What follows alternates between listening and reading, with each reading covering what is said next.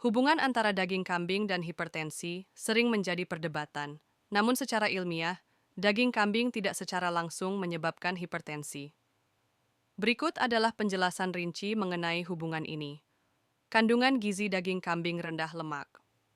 Daging kambing memiliki kadar lemak total lebih rendah dibandingkan daging sapi atau ayam, terutama jika dipilih bagian tanpa lemak. Hal ini menjadikannya sumber protein yang sehat bila dikonsumsi secara tepat. Kolesterol moderat. Kandungan kolesterol dalam daging kambing tergolong moderat, tetapi tidak lebih tinggi dibandingkan daging merah lainnya. Zat besi dan protein tinggi. Daging kambing kaya akan zat besi dan protein, yang baik untuk tubuh jika dikonsumsi dalam jumlah wajar. Hubungan dengan hipertensi, bukan penyebab langsung.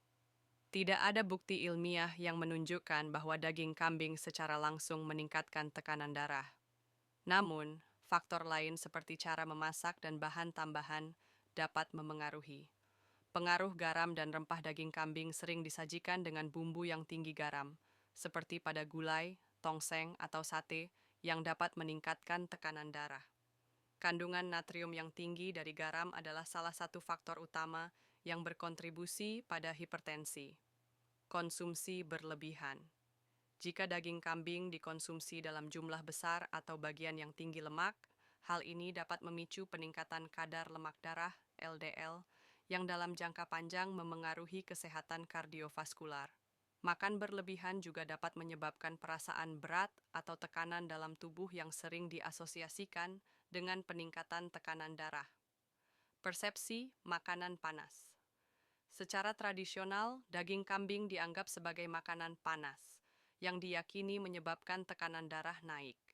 Namun, ini lebih terkait dengan reaksi tubuh terhadap rempah-rempah pedas atau makanan berat, bukan dagingnya sendiri. Manfaat dan risiko. Manfaat. Daging kambing rendah lemak jenuh, terutama jika dibandingkan daging merah lainnya. Kaya protein dan zat besi, baik untuk energi dan pembentukan sel darah merah. Risiko bagi hipertensi. Bila dikonsumsi bersama makanan tinggi garam atau santan, daging kambing dapat meningkatkan risiko tekanan darah tinggi.